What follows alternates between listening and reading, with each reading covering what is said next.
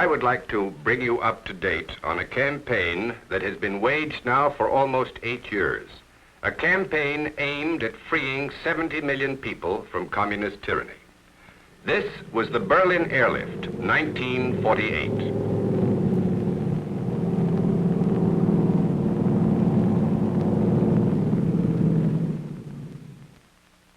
The communists severed all supply routes into West Berlin. But planes from the free world kept the city alive for over a year. This victory belonged to communication. The free world won because it refused to lose contact with a beleaguered people. 1949, the Soviets had swallowed up 9 countries in Eastern Europe. Among them were Poland, Czechoslovakia, Hungary, Romania, and Bulgaria. Swallowed them, but not digested them. Here again, there was need for action. Again, there was the problem of saving a beleaguered people, this time 70 million of them. But these people could only be saved if their courage was sustained, their hope for freedom, and pride in their national heritages. As long as they were not forced to think like slaves, they could never be shaped in the image of Russian communism. Again, the need was for communication. Americans took the first step.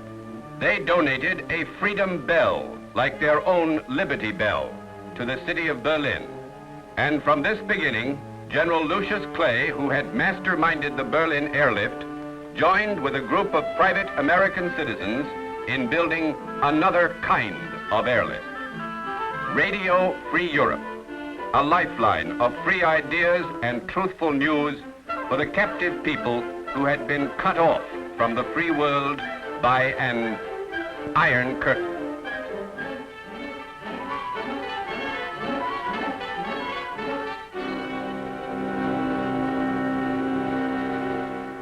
To do its job, Radio Free Europe needed help from the American people.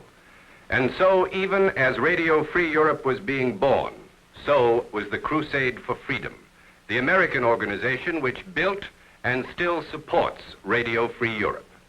A lifeline had been formed.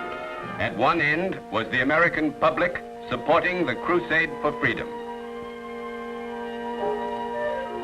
Then there was Radio Free Europe and its staff of American experts and highly respected exiles, broadcasting night and day to those on the other end, the captive people behind the Iron Curtain.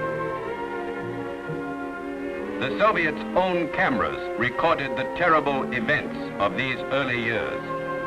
The defendants at this mock trial, including Bulgarian patriot Nicola Petkov, were hanged. The people's opposition had been wiped out. Over 1 million died in bloody purges.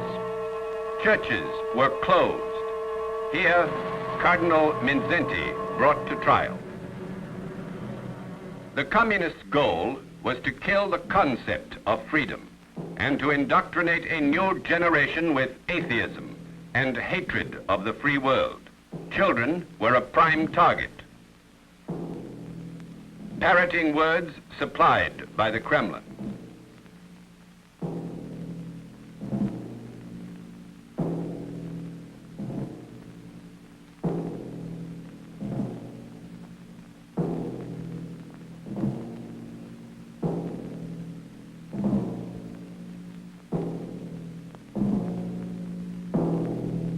Повяжешь галстук, береги его.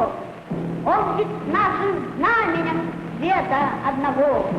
А под этим знаменем в бой идут бойцы. Пионеры, заделали индустриальные пункты готовы.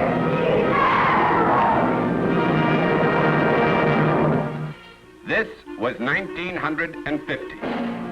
The organization of Radio Free Europe gathering up-to-the-minute news,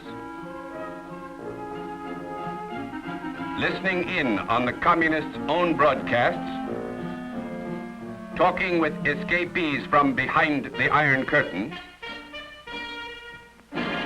analyzing propaganda the communists were feeding the people in their own publications. The organization of RFE had already come a long way, and as the effectiveness of its broadcasts increased, the Reds spent huge sums trying to jam reception in the captive country.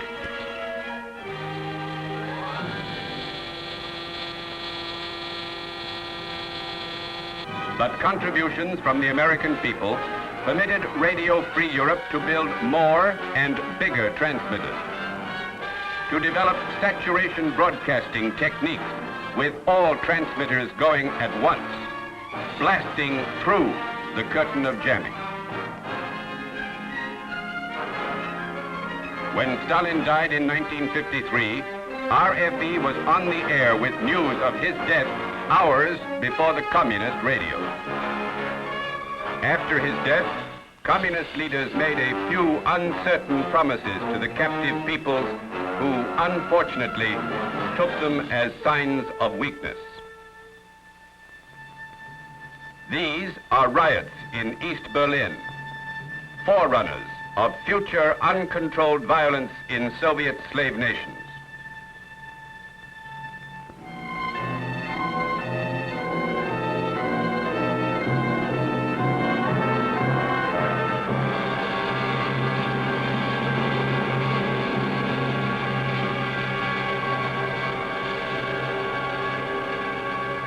RFE warned the people that physical violence was suicide.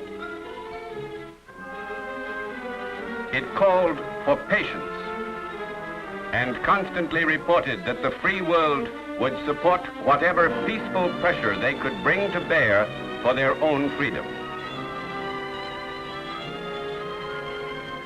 Throughout these terrible years, disheartened people were escaping through the Iron Curtain by the thousands. Important people, too. I'd like you to meet one of them. Professor Korowicz, formerly professor of international law and a Polish delegate to the United Nations when he fled to freedom right in New York City. After his escape, he appeared before our Congress and broadcast a powerful message over Radio Free Europe. Professor Korowicz of Fletcher University, Massachusetts.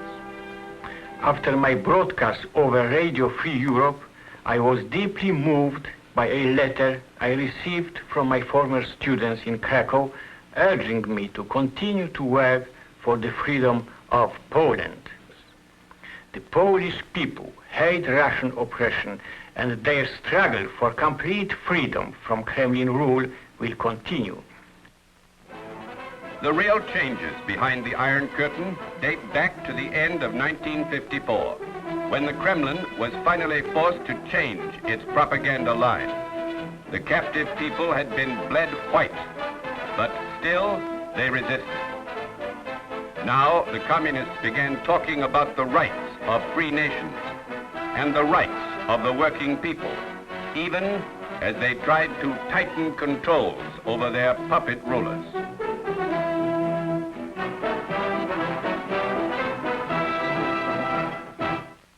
Radio Free Europe stuck to its task, constantly beaming the truth to the captive people and showing them how to oppose their rulers without endangering their own lives.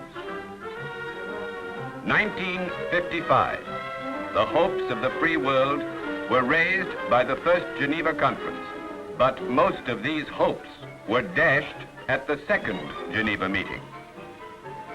The Happiness Boys, as they were now known, continued to act benevolently, even beamish.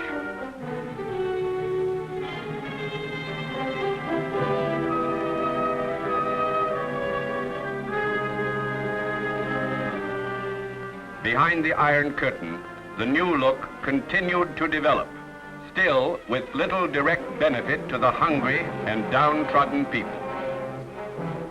1956, at the 20th Party Congress in Moscow, Comrade Khrushchev read his now famous indictment of Stalin, a record of evil unequaled in world history. The communist god was destroyed. Confusion reigned. Again, Radio Free Europe, after carefully checking its information, broadcast Comrade Khrushchev's speech to the captive countries long before the communists admitted that the speech had been delivered. Then cracks in the Iron Curtain began to appear. Here is Poznan. Polish workers rioted for bread and freedom.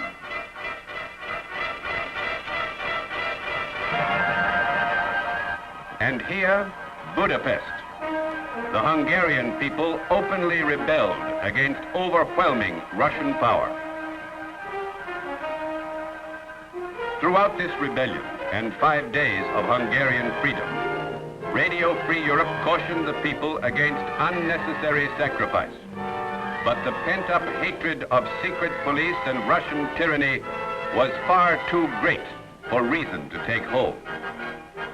Hungary again alerted the world to Soviet inhumanity. Meanwhile, Poland forged a step toward freedom. But few in the free world could trust that Soviet-granted concessions meant real freedom. Today, Radio Free Europe, with its 29 powerful transmitters and relay stations, broadcasting 3,000 hours a week to the captive countries, continues to keep the pressure on the communists, forcing them to make new concessions and fostering the spirit of freedom among the oppressed people. The money and moral support to build this lifeline to freedom has come from the American people through the Crusade for freedom. Until completely free communication, entirely free elections, and guaranteed freedom of worship are finally won by the captive peoples, we must keep this airlift going. We must sustain this lifeline to freedom. Send your contributions to Crusade for Freedom, care of your local postmaster. It's that easy. Crusade for Freedom, care of your local postmaster.